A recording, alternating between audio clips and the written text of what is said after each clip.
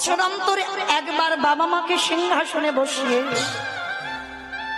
বছরে যেমন ভগবানকে সেবা দাও, ভগবানকে পূজা দাও, ভগবানকে খেতে দাও, ঠিক বছরান্তরে একবার সিংহাসনে বাবা মাকে বসিয়ে নিজের হাতে দুটো চরণ যুগল ধৌত করে নিজের হাতে একবার যত্ন করে খাইয়ে দিও। ভেবে দেখেছেন আপনারা আমরা ছিলাম কোথায়? 10 মাস 10 দিনে যে মা কত কষ্ট ভোগ করে, কত যন্ত্রণা ভোগ করে গর্ভে ধারণ করে রেখেছে। তাহলে আমাদের মনুষ্য জীবনে কি কর্তব্য নয় যে বছরে একবার অন্তত বাবা মার চরণ যুগল ধৌত করে একবার অন্তত নিজের হাতে খাইয়ে দিই? যে মা তো কত রাত নিজে না খেয়ে সন্তানকে খাইয়েছে, যে মা কত রাত না ঘুমিয়ে সন্তানকে ঘুম পাড়িয়েছে, আর সেই সব সন্তানরা বাবা মাকে নিয়ে বিধ্বস্ত। কিন্তু মনে রেখো মা, এই জগতে ভগবান ভাগবতে সুদামাকে বারবার বলেছে, সুদামা এই পৃথিবীতে সব থেকে বড় গুরু হলো যে যার ঘরের বাবা মা। তারপরে গুরু হলো শিক্ষা গুরু, দীক্ষা গুরু, তারপরে গুরু হলাম আমি ভগবান। ওই ভগবান তো একবারও জাহির দেখিয়ে বলেনি সব থেকে বড় গুরু হলাম আমি ভগবান, না। সবার আগে বাবা মাকে জায়গা দিয়েছে। কেন? কারণ সব থেকে বড় গুরু তো যে যার ঘরের পিতা মাতা। তারপরে গুরু হলো শিক্ষা গুরু, দীক্ষা গুরু, তারপরে গুরু হলাম আমি ভগবান। তাই ভগবান রাজস্বী যজ্ঞে আচরণ করে শিক্ষা দিলে, ওরে কলির জীব তোদের ঘরে যদি গুরুজন আসে সবার আগে পা ধোবার ব্যবস্থাটা করিস। আর ভগবান শুধু পা ধোবানো নয় বাবা, আরো একটা কাজ করেছিল। কি কাজ জানো? যত যত ভক্তরা প্রসাদ পেয়েছে, কৃষ্ণ দয়াময় ওই প্রসাদের পাত্রগুলো নিয়ে নর্দমায় ফেলেছি। শুধু নর্দমায় ফেললো না বাবা, ওই পাত্র থেকে একটু করে প্রসাদে তুলে নিয়ে কৃষ্ণ আমার সারা গায়ে মারছে। বুঝে ভকেতে তাই গৌর প্রেমানন্দ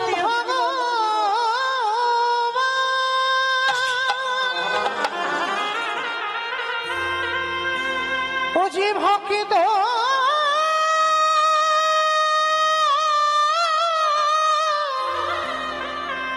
ভকিত ছাড়া কিছু জানে না।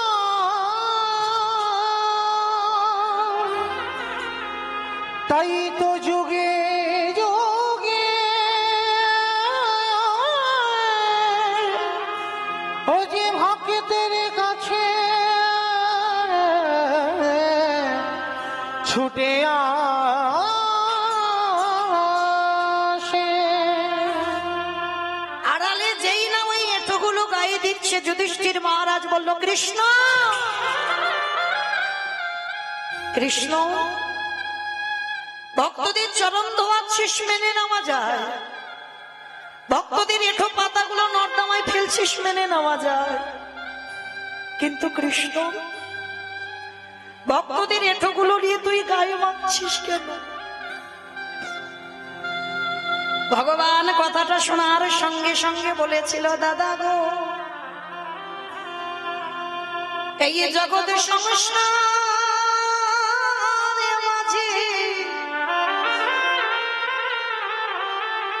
সবাই অপরাধ করে, সবার বিচার আমি ভগবান করি।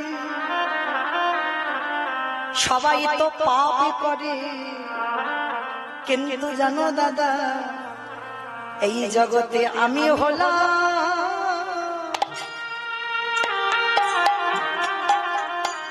হলাম মহাপাপী। এ জগতে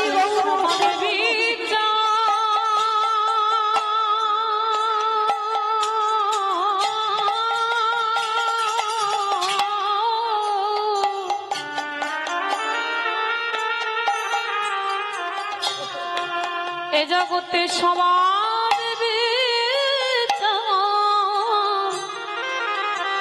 বিচার করে বটে।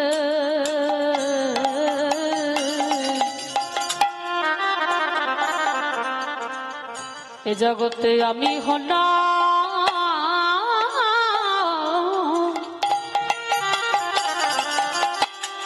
মহাপাপী। ওরে কৃষ্ণ রে, ওরে কৃষ্ণ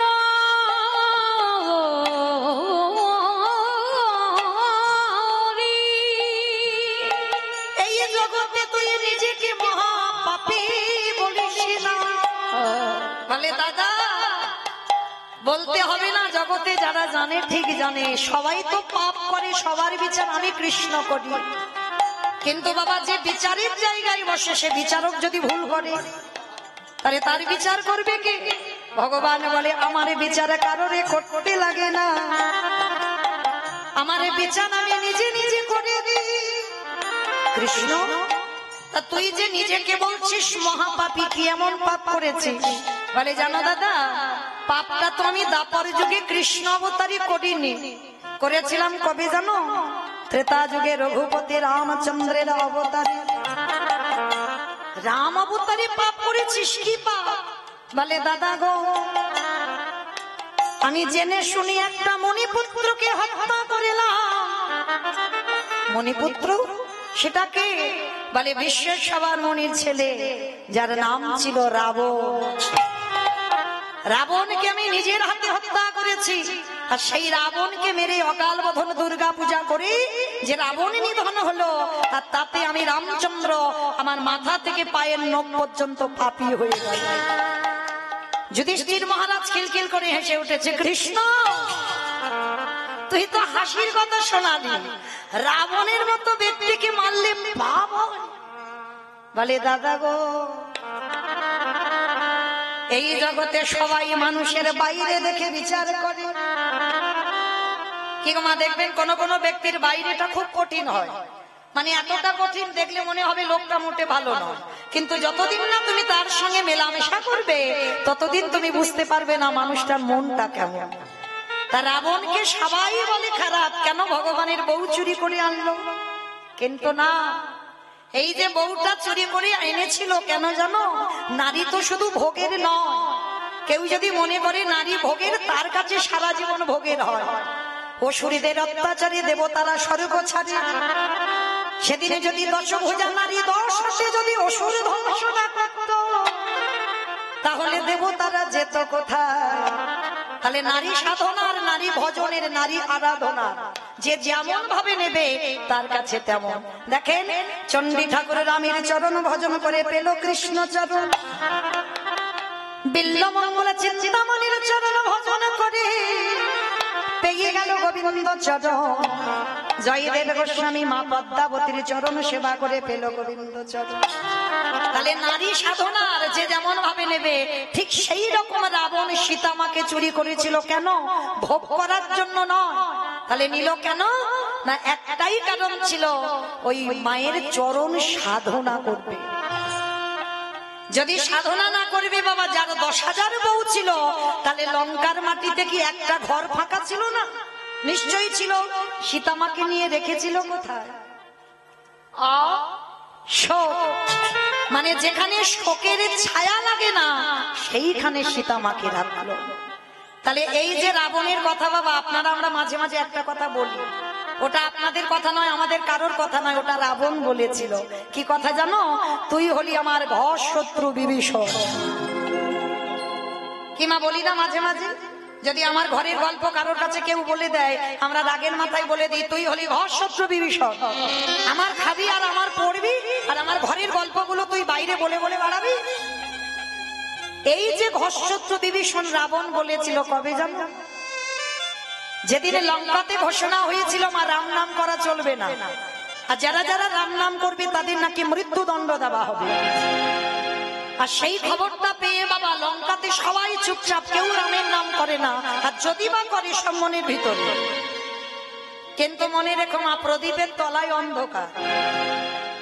প্রদীপের তলায় অন্ধকার নয়, দেখবে অন্ধকার ঘরে প্রদীপটা জ্বালিয়ে দেবে, তেল দেবে, সলতে দেবে, প্রদীপটা জ্বলছে, ঘরটা সব আলো হয়ে গেল, আর ওর তলার দিকে তাকিয়ে দেখবে অন্ধকার। যে রাবণ ঘোষণা করলো রাম নাম করা যাবে না, আজকে সেই লঙ্কাতে রাতের অন্ধকারে বিভীষণ জানালা দরজা বন্ধ করে হারাম হারাম বলে কাঁদে।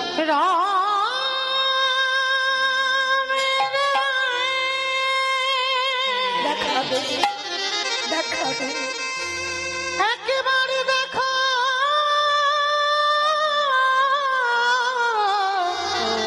দেখা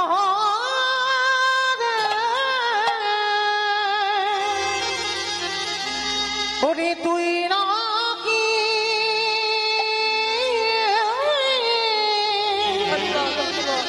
করুণা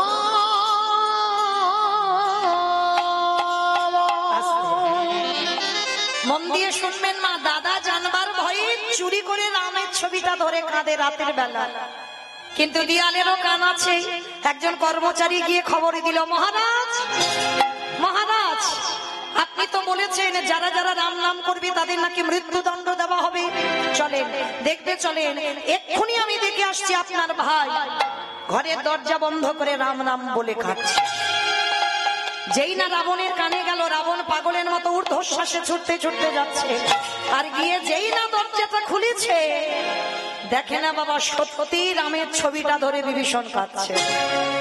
পিছন থেকে কাউকে কিছু না বলে সজোরে গিয়ে রাবণ কি করেছে, একেবারে বিভীষণের বুকে লাথি মেরেছে।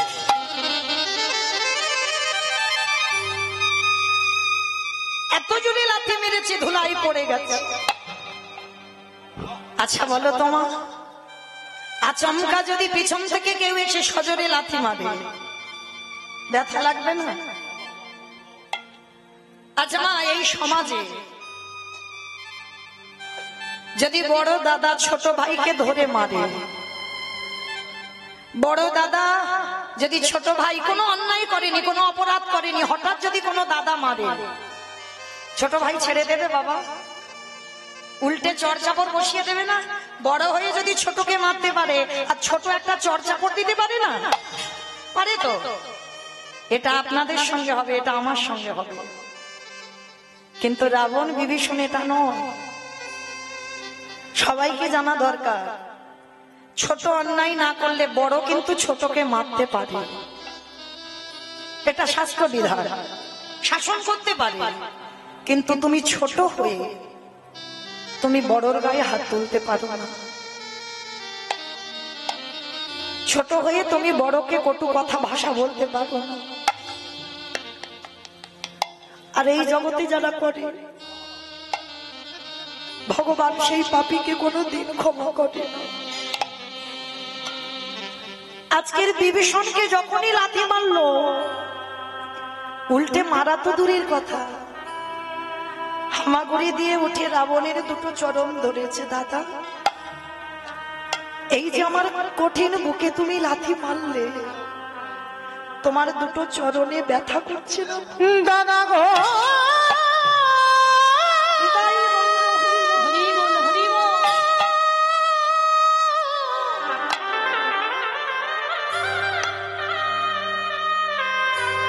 আমার এই কঠিন বুকে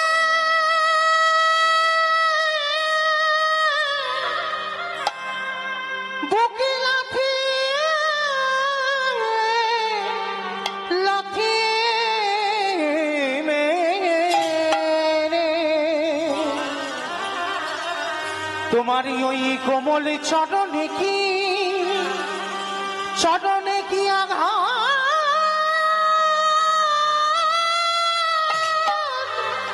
লাগে।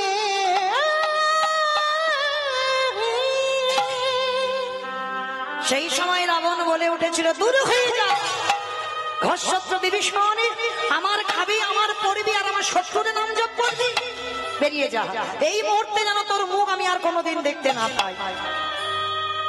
রাত্রিবেলা তাড়িয়ে দিল। তাড়িয়ে দেবার পরে বিভীষণ কেঁদে বলল, দাদা, এই জীবনে কোনোদিন তোমার ওই চরণে আমার দুটো নয়ন আর এক হবে না। আমি চলে যাচ্ছি দাদা।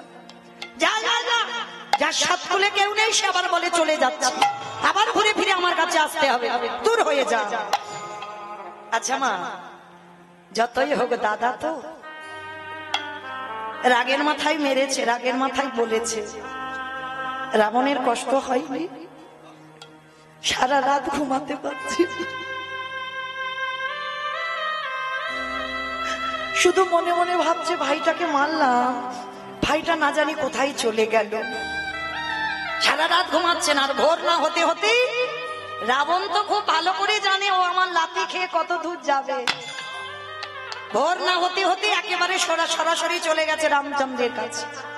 ভাই ভাই কোথায় আছিস, বেরিয়ে আয়, আমি তো দাদা এসেছি। যেই না ডাকছে লক্ষণ বেরিয়ে এসে বলছে তোমার লজ্জা করে না? কালকের ভাইয়ের ওই রকম বুকে লাথি মেরে আর আজকে তার পা ধরে ক্ষমা চাইবে বলে এসেছো। রাবণের তো বিশাল বড় চেহারা, কোমরে হাত দিয়ে বলে উঠলেন তুই কি মনে করেছিস কালকের লাথি মেরে আর আজকের পা ধরে ক্ষমা চাইতে এসেছি? ভুল ভাবলি। ওরে আমি দেখতে এলাম কালকে যে লাঠিটা খেলো, লাঠিটা খেয়ে ঠিক ঠিক জায়গায় এলো কি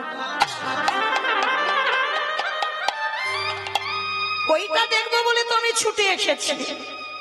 রাম এসে বলছে রাবণ এইরকম কেউ ভাইকে লাথি মারে তুমি জানো ওর কত ব্যথা লেগেছে, কেন এইরকম লাথিটা মারলে?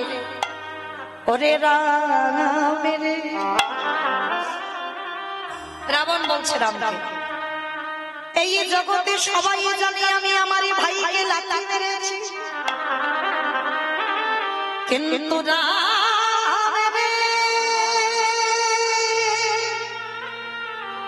ওটা তো কোনো সাধারণ লাথি ছিল না, ওটা ছিল বৈরাগ্যের লাথি। কত রাত, কত দিন, কত মাস, কত দিন ধরে আমার ভাই কেঁদেছে। আমি মনে মনে ভাবি এমন একটা দিন আসবে যেদিনে আমার ভাইকে লাথি মেরে চিরজনমের মতো তোর রাতুল চরণে পাঠাইয়ে দেব। ওরে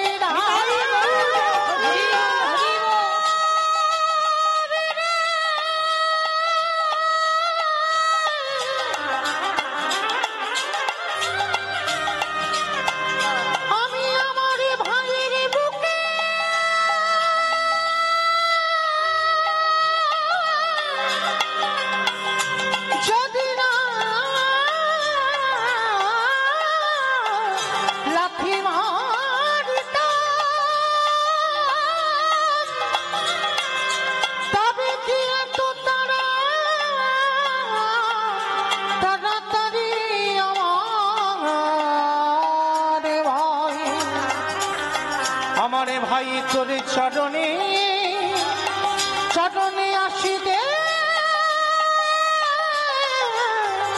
পারিত।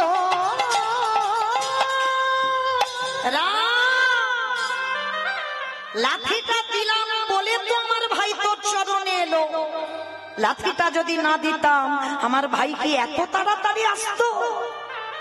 রাবণ বলছে রাম সবাই দেখলো আমি লাঠি মেরেছি, কিন্তু ওই লাঠিটা মেরে আমি কলির জীবকে একটা শিক্ষা দিলাম। ভালো করে শুনবেন মা এই জায়গাটা। রাবণ ভাইকে লাঠি মেরে আপনাদের আমাদের কি শিক্ষা দিল? ওরে কলির জ্ঞানন্ধজি, এই জগতের সংসার মাঝি সবাইকে একদিন লাঠি ঝাঁটা খেতে হবে। ভালো করে শুনবেন, সবাইকে খেতে হবে, লাঠি ঝাঁটা তোমায় খেতে হবে। কেন? আজ তুমি দাঁড়াতে পারছ, তুমি দুটো হাত দিয়ে গোবিন্দ সেবা করতে পারছ, তুমি কানে কৃষ্ণ নাম শুনতে পারছ, এই নয়নে ভগবান দেখতে পাচ্ছ, তুমি বদনে কৃষ্ণ নামে বলতে পারছ, তোমার 10 ইন্দ্রিয় চলছে, কিন্তু যেদিন তুমি আর দাঁড়াতে পারবে না, যেদিন তোমার দুটো হাত গোবিন্দ চরণে তুলসী দিতে পারবে না, যেদিন তুমি কানে আর কিছু শুনতে পাবে না, যেদিন তুমি চোখে আর দেখতে পাবে না, যেদিন জিহ্বায় কৃষ্ণ বলতে পারবে না, যেদিন তোমার 10টা ইন্দ্রিয় শীতল হয়ে যাবে।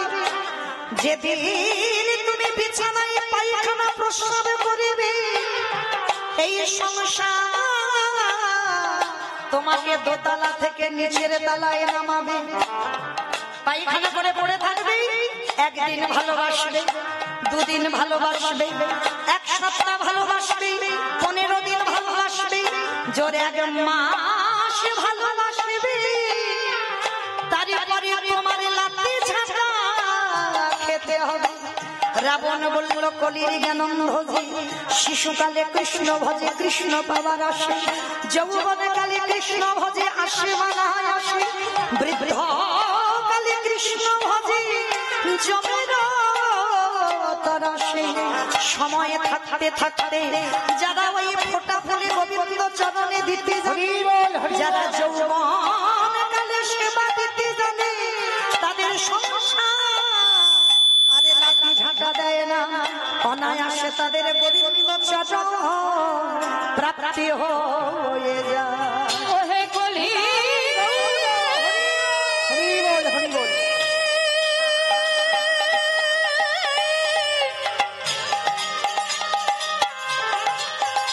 একেবারে সময় থাকতে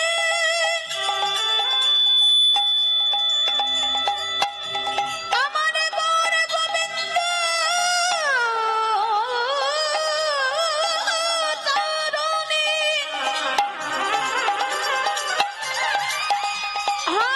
গোবিন্দ বলে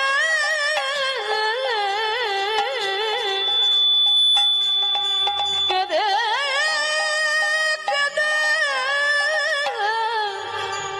ভজন করো।